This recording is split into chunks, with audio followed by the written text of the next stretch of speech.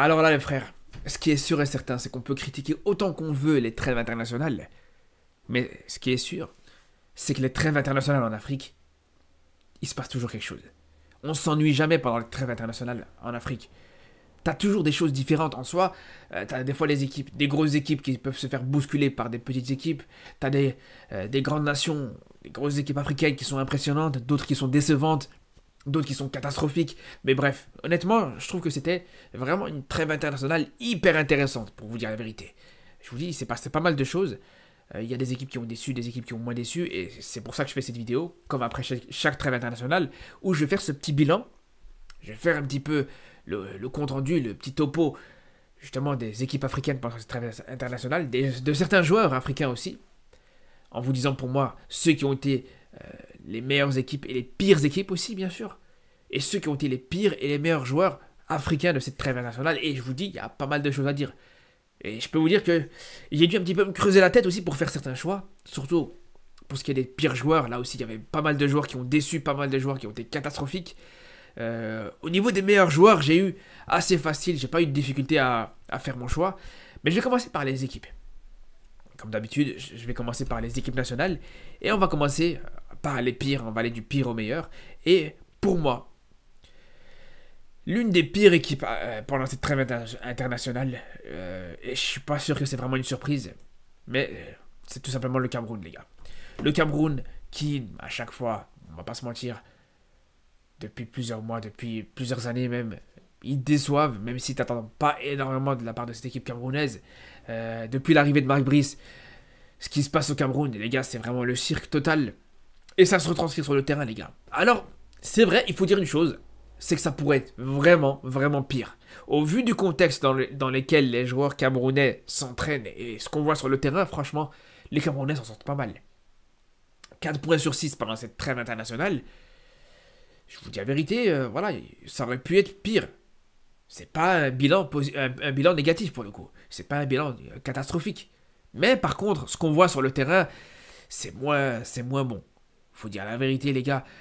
Au niveau offensif, les Camerounais, c'est vraiment très pauvre. Ça se procure très peu d'occasions. Parfois, le peu d'occasions que tu te procures, tu les rates, t'es un petit peu maladroit dans le dernier geste. Défensivement, c'est très mauvais aussi. Alors, t'es tombé contre des petites équipes, entre guillemets, avec tout le respect qu'on a pour la Namibie et qu'on a pour ces équipes-là, mais on va pas se mentir, les frères. Contre ce genre d'adversaire, bien sûr que tu vas pas forcément être mis en difficulté sur le plan défensif, mais malgré ça, je vous dis, il y a eu des moments où le Cameroun s'est fait très peur. Je vous dis la vérité, on l'a vu plusieurs fois, que ce soit dans le premier match ou le deuxième match du Cameroun, où les Camerounais auraient pu très bien soit perdre ce match, soit se prendre l'égalisation dans le match contre la Namibie par exemple. Mais là, où pour moi, franchement, la déception elle est totale du côté du Cameroun, et c'est surtout sur l'aspect offensif. C'est vraiment offensivement où vraiment c'est très très mauvais. Il n'y a qu'un seul but qui a été inscrit par le Cameroun dans cette trêve internationale. Et le seul but qui a été inscrit, c'est sur une action très litigieuse, où je pense que s'il y avait eu la VAR dans ce match-là, jamais de la vie, le but de Vincent Aboubakar contre la Namibie aurait été validé, les gars. Et c'est là où je vous dis, non seulement t'as qu'un seul but sur les deux matchs, mais surtout t'as très peu d'occasions. Et c'est là où personnellement je trouve que cette équipe du Cameroun est très décevante. Alors, il y a pire, je vous rassure qu'il y a pire que le Cameroun, et je suis obligé de parler de la Guinée, les gars.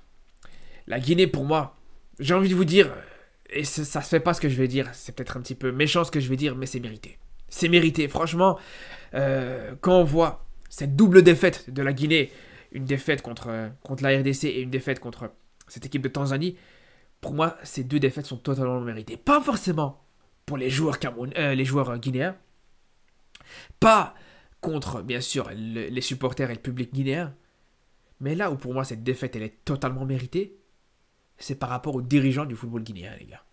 Ces dirigeants du football guinéen qui t'ont fait une erreur monumentale en virant un très bon coach qui était Kaba Diawara, qui faisait du très bon travail, qui s'est fait virer injustement pour les Jeux Olympiques.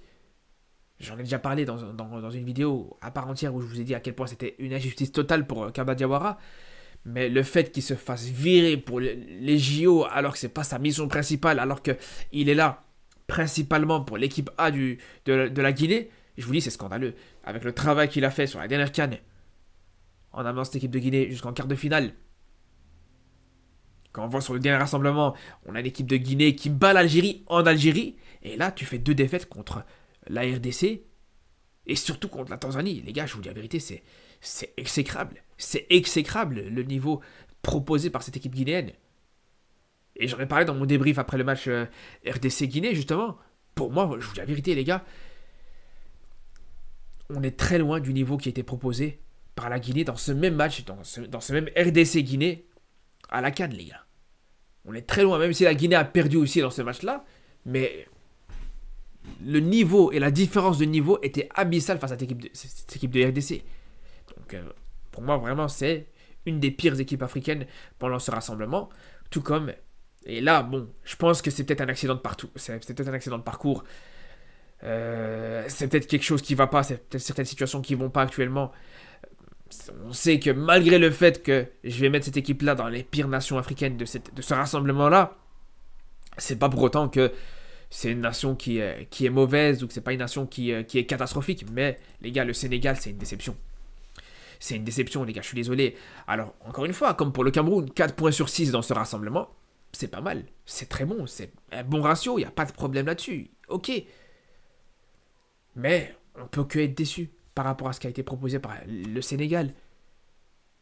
C'est quand même, pour moi, l'une des meilleures nations africaines. Pas la meilleure nation, mais l'une des meilleures nations africaines actuellement. L'une des nations africaines avec les meilleurs joueurs, le meilleur effectif.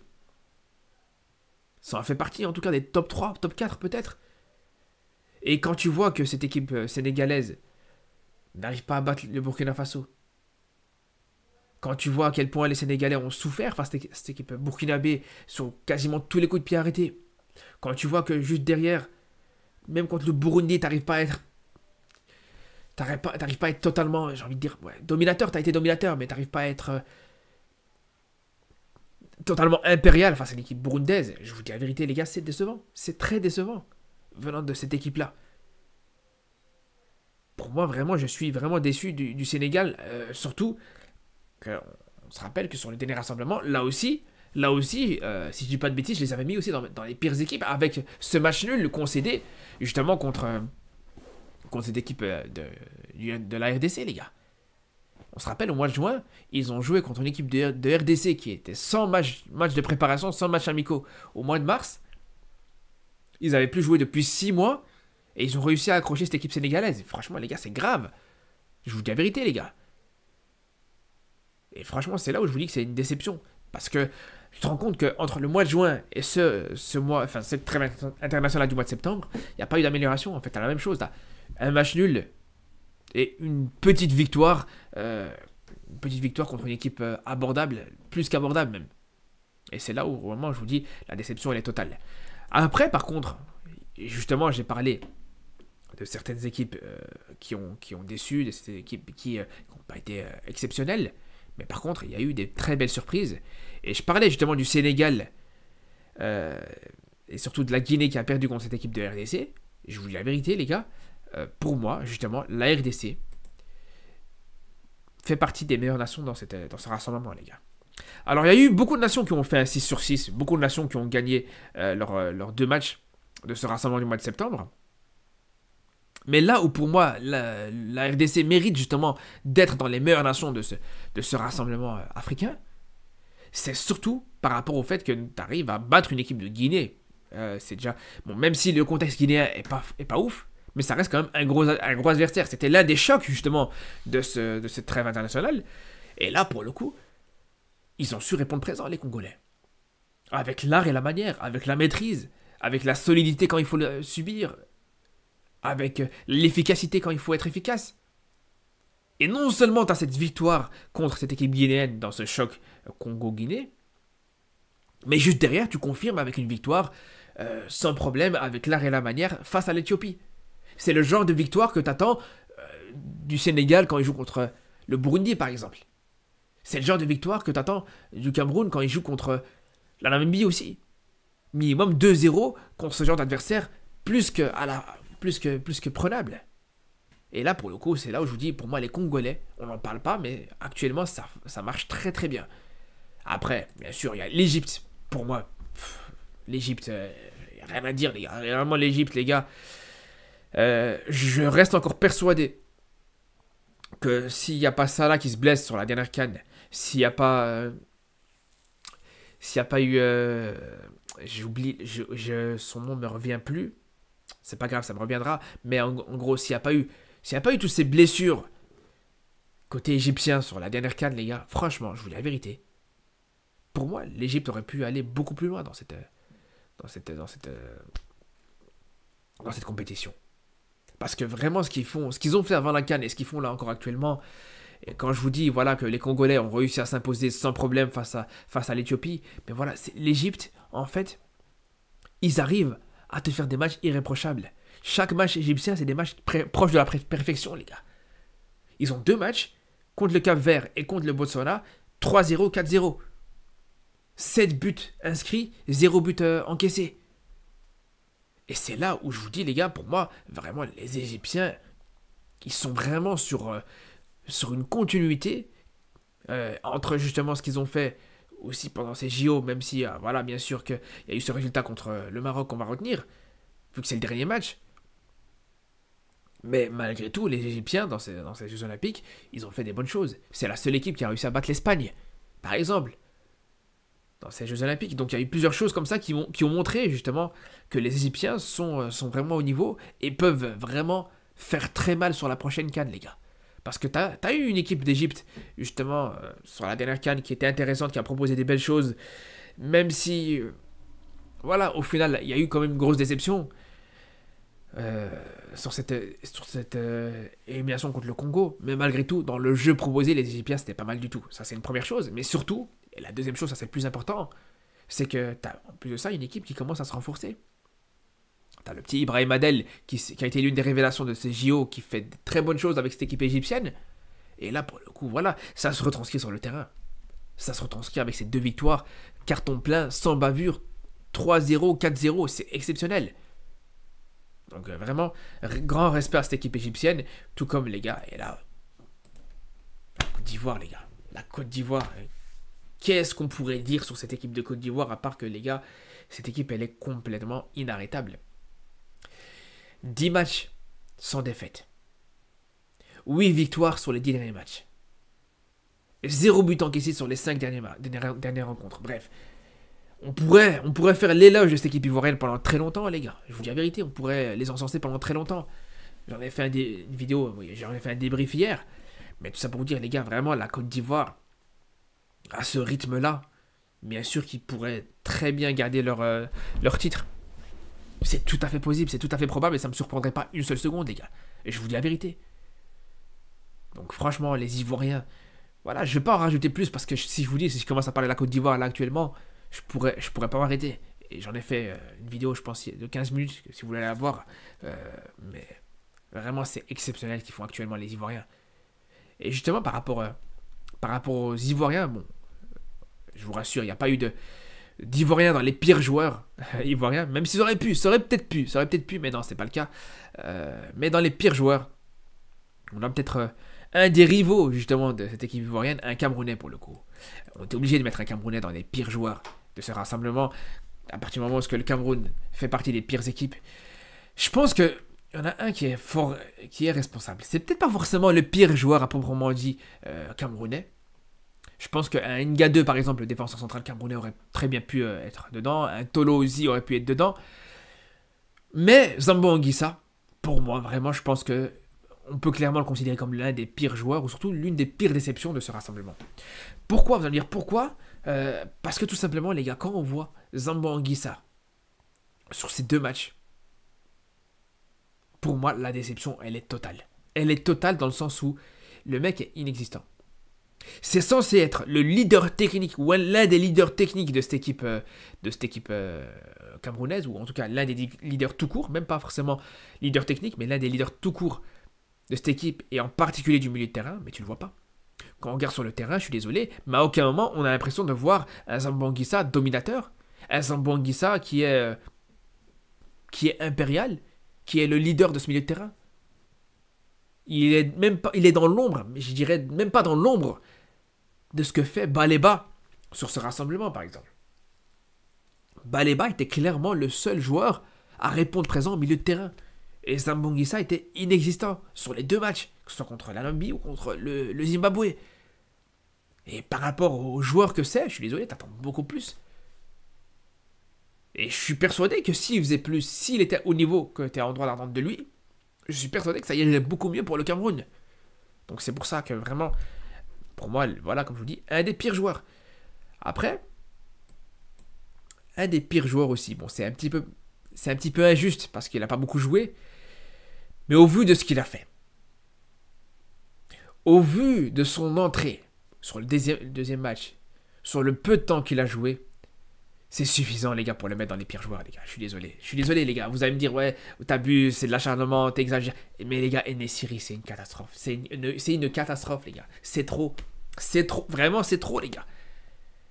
Comment tu peux être nul à ce point-là? C'est une dinguerie, les gars. J'arrive pas à comprendre comment à chaque fois tu peux en arriver à être... à faire pire que ce que tu as l'habitude de nous montrer.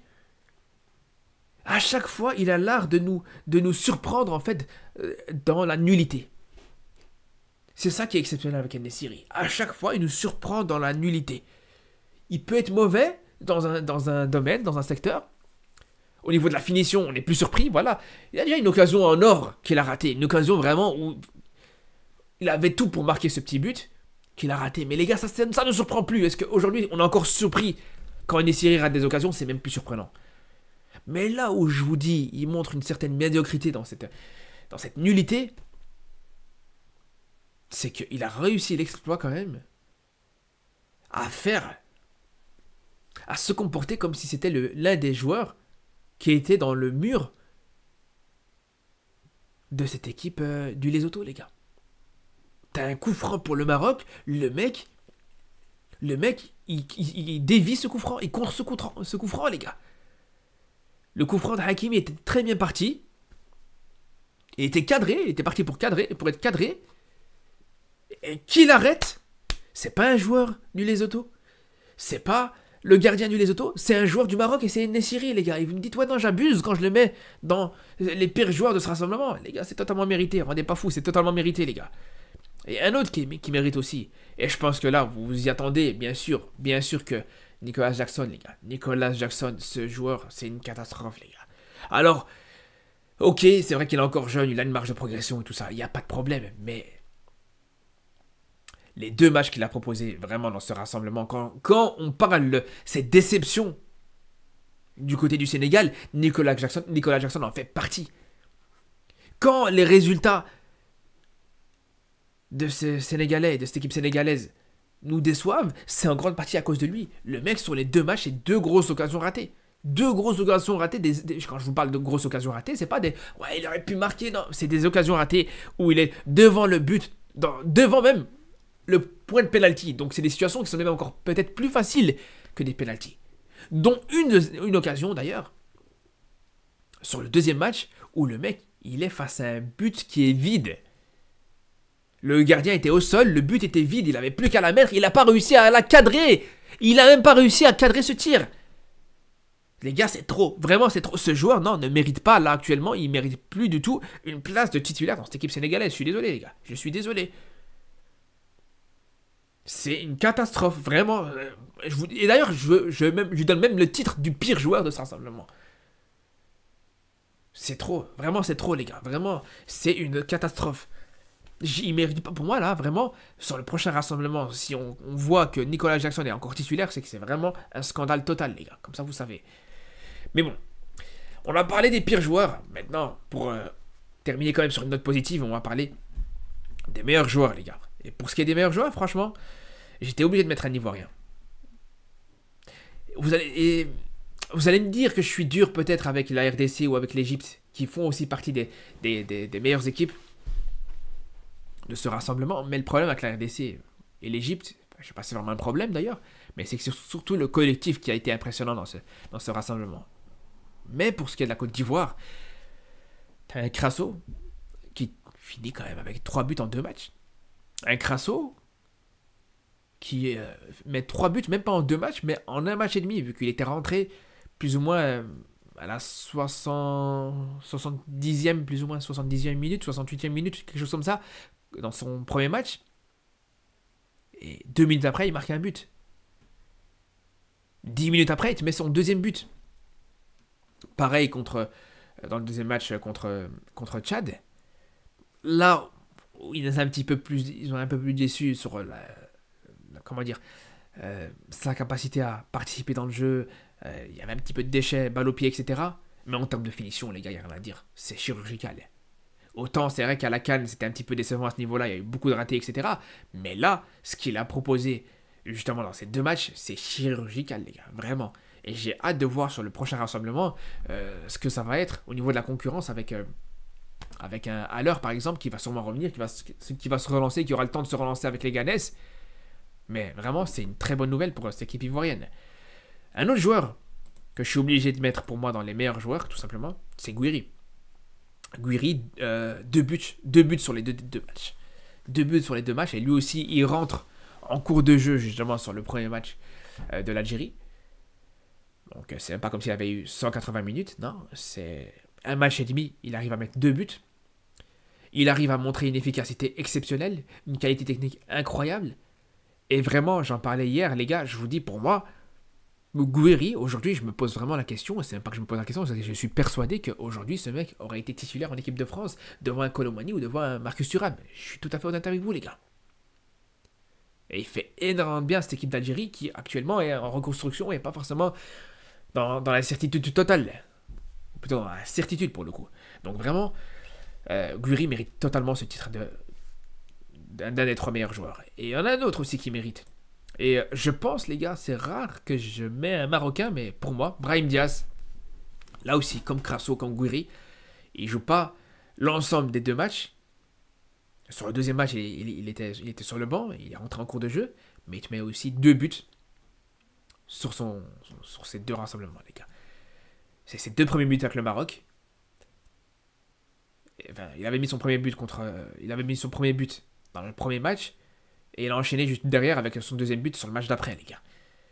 Mais au-delà des 2 buts qu'il met, ce qui est surtout exceptionnel avec ce qu'il propose, c'est la qualité technique qu'il apporte à cette équipe marocaine aussi. C'est exceptionnel. Vraiment, c'est exceptionnel. Quand tu le vois sur le terrain, c'est stratosphérique ce que fait Brahim Diaz, les gars. Alors, c'est sûr et certain que quand il va jouer dans des terrains un petit peu moins praticables et dans des terrains un petit peu moins qualitatifs, ça va être un petit peu plus compliqué. C'est là où on va voir vraiment ce que ça va proposer. Mais pour le coup, vraiment, ce qu'il propose actuellement avec le Maroc, c'est vraiment très très bon, les gars. Il avait déjà une passe décisive. Là, il en a 2 buts. Il y avait une stat qui tournait sur Twitter par rapport à ça. Sur le fait qu'il a déjà plus de buts qu'Amin Harit. Amin Harit qui est en sélection depuis des années, les gars. C'est exceptionnel. C'est pour vous dire à quel point c'est exceptionnel. Amin Harit, si je dis pas de bêtises, c'est 6 ans en sélection. Et Brahim Diaz a déjà plus de buts que lui. Donc, vraiment, et surtout, au-delà du fait qu'il met 2 buts, c'est aussi des buts qualitatifs. Surtout le deuxième but, le but qu'il met dans ce match contre le Lesotho, où il passe en revue cette défense je crois qu'on dit lésotienne, si je dis pas de bêtises. C'est exceptionnel, les gars. Vraiment, la qualité technique de ce joueur, c'est une dinguerie. Vraiment. Et je le dis et je le redis, les gars. Franchement, je pense que je le redirai souvent, mais la vérité, je lui dois des excuses, je lui dois des remerciements. Moi qui croyais qu'il allait jamais calculer le Maroc et allait choisir l'Espagne, je peux que le remercier par rapport à ça, les gars. Je vous dis la vérité. En tout cas, les frérots, j'espère que vous avez aimé cette vidéo, ce petit bilan de ce rassemblement. C'est une grosse vidéo, l'air de rien. Je pense qu'on est sur presque plus de 25 minutes. Donc j'espère que vous avez aimé cette vidéo et c'est toujours intéressant de faire ce genre de vidéo parce que je sais qu'il y en a beaucoup qui n'ont pas forcément eu l'occasion de voir tous les matchs africains. Donc c'est toujours intéressant de mettre un petit peu en lumière certaines équipes et de critiquer aussi certaines équipes ou certains joueurs. Je ne suis pas là que pour caresser toutes les équipes africaines dans le sens du poil, comme vous pouvez le voir, et ça c'est aussi important, je pense. Sur ce, les frères, on se dit à très vite pour reparler de football africain, pour reparler de football européen avec la Ligue des Champions qui arrive, avec la Liga qui reprend cette semaine, ce week-end, avec le Barça qu'on va suivre comme d'habitude, et le Real, et surtout certains joueurs que je vais suivre aussi avec beaucoup d'attention comme d'habitude. Sur ce, à très bientôt, et surtout d'ici là, prenez soin de vous.